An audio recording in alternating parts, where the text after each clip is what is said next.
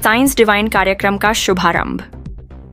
दिनांक 9 नवंबर 2025 को पालघर जिले के सुंदरम में साइंस डिवाइन कार्यक्रम का भव्य शुभारंभ किया गया।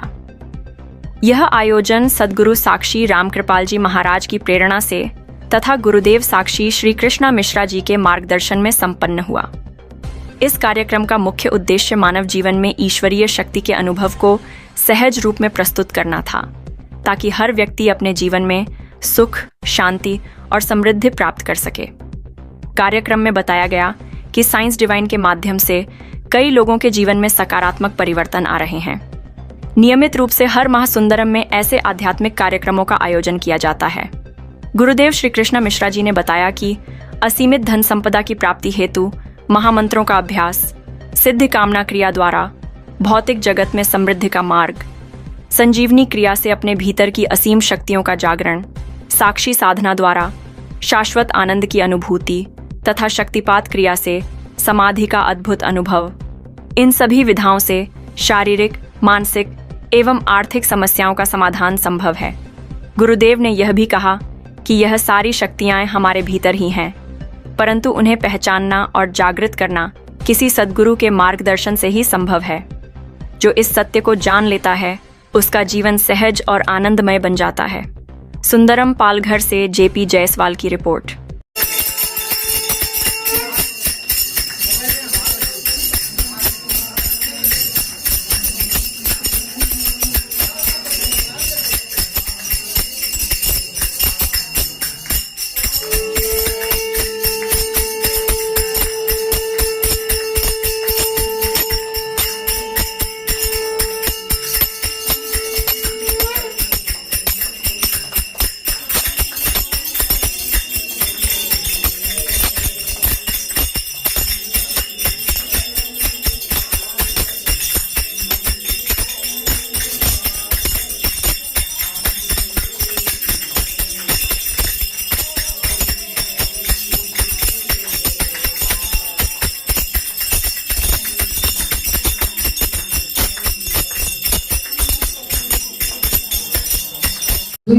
छोटी है लेकिन वो छोटा नहीं कही जाएगी। क्या कहा जाएगा?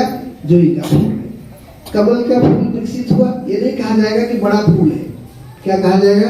कमल का फूल है। ऐसे मानव में आप फूल देखना शुरू कर दो, यानी परमात्मा को देखना। बेटे में भी परमात्मा है, बहू में भी परमात्मा है, पत्नी में भी परमात्मा है, सब में परमात्मा को देखना शुरू कर दो।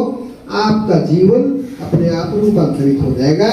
और सच्चा सद्गुरु जब आपकी दृष्टि ऐसी हो जाएगी तो वो अचानक आपके सामने आके प्रकट हो जाएगा। अचानक तो उन्होंने जो विराट स्वरूप दिखाया उसमें सारे लोग मरते चले जा रहे हैं और कृष्ण भगवान सबको अपने भीतर समाई दिखाया। तो उन्होंने कहा कि तेरे को अवसर मिला है तो इसका फायदा उठा ले, बाकी ये सब चीजें तो स्क्रिप्टेड है, हो चुकी है। ऐसे ही गुरु जी के जीवन में कुछ लोग सभी गुरु जी को प्यारे हैं और सब गुरु जी को मानते भी हैं। गुरु जी भी सबको हृदय से मानते हैं। उनका आशीर्वाद सब पे समान रूप से रहता है। जैसे बरसात होती है तो एक समान होती है। कुछ लोगों के पास डैम बड़ी होती है, वहाँ पानी इकट्ठा हो जाता है। कुछ लोगों के पास डैम नहीं होती, पानी बह जाता है। तो गुरु की ऊर्जा तो सब पे बराबर ऊर्जा आती है, लेकिन कुछ लोग खाली होकर के सुन लेते हैं तो उनकी ऊर्जा का एक अनुभव करते हैं। मैंने भी गुरुदेव के पास बैठ करके उनकी ऊर्जा का अनुभव किया और वो अनुभव शब्दों से तो साझा नहीं हुआ, लेकिन साक्षात्कार हमेशा होता रहा।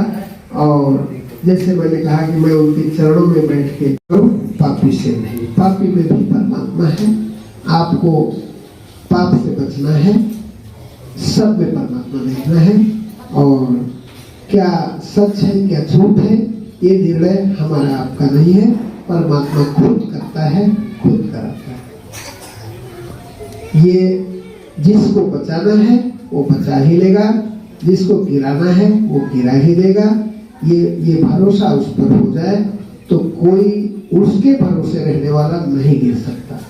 आपका भरोसा डगमगाता है, इसलिए आप गुरु भी छोड़ते हो, जगह भी बदलते हो। आप अपने आप को स्थिर कर लो कि मैं तो परमात्मा का हूँ, परमात्मा मेरे भीतर है और मैं किसी गुरु का हाथ पकड़ा हूँ, वो गुरु मुझे पार करा देगा, वो गुरु मुझे पार करा देगा। हटो। हमारे गुरु तो कहते भैया बैठ जाओ, जहाँ हो वहीं रास्ते पर भी खड़े रहेंगे, आपका हाथ पकड़ लेंगे। वो कभी भी मानव से कभी भेदभाव नहीं करते। अधिक से अधिक कोई देखा हम लोग उतनी दूर से ही भैया दर्शन लेने को सोचे।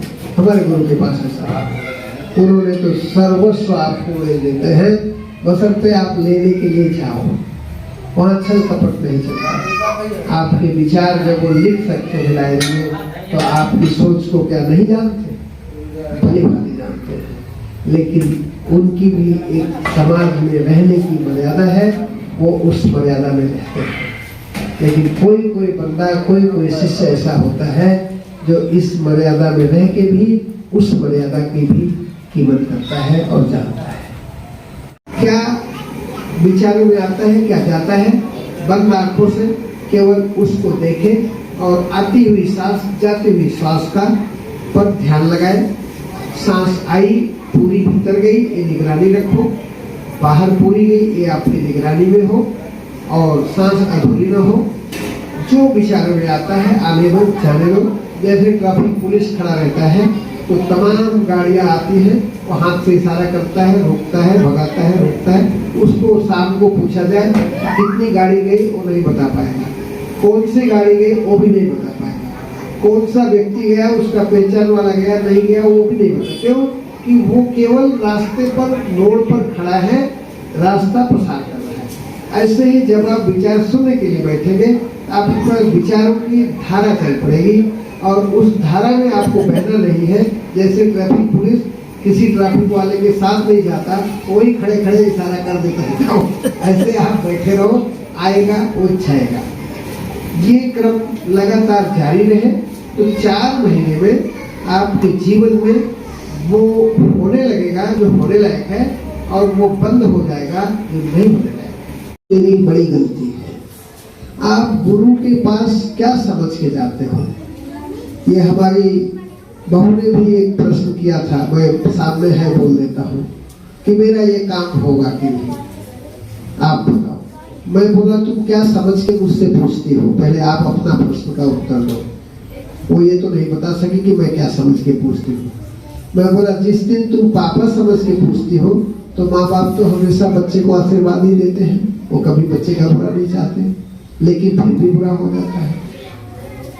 तो माँ बाप तो वही देंगे जो बच्चे का हित होगा, लेकिन माँ बाप का दिया हुआ हित तब होगा जब बच्चा भी उस लायक होगा। श्रवण कुमार ही शास्त्र में आए। सभी माँ बाप के बच्चे हैं, सभी माँ बाप के सेवक हैं, पर कोई श्रवण कुमार नहीं बना, अकेला श्रवण कुमार बना। तो श्रवण कुमार की मुक्ति हुई, श्रवण कुमार का भगवान का सानिध्य मिला और शास्त्र में जगह भी मिल गई। आपका कनेक्शन आपके आत्मा में बैठी हुई शक्ति से और फॉलो होने लगता है विचार शून्यता से।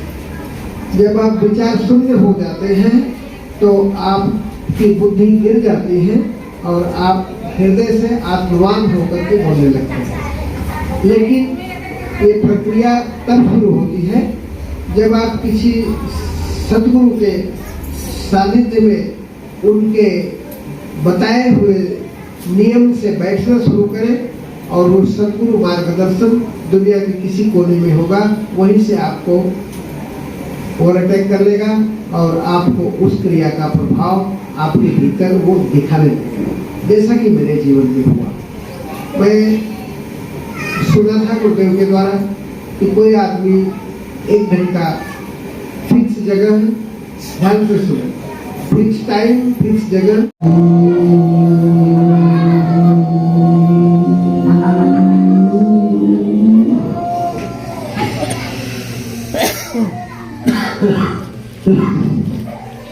पांचवी बार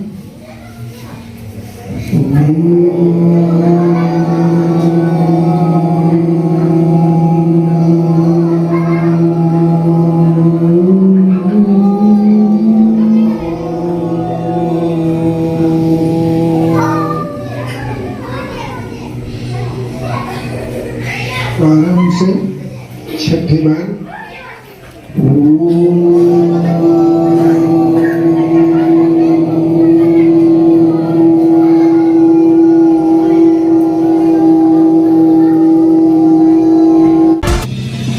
thanks for watching. Search India 24 News पर बने रहें।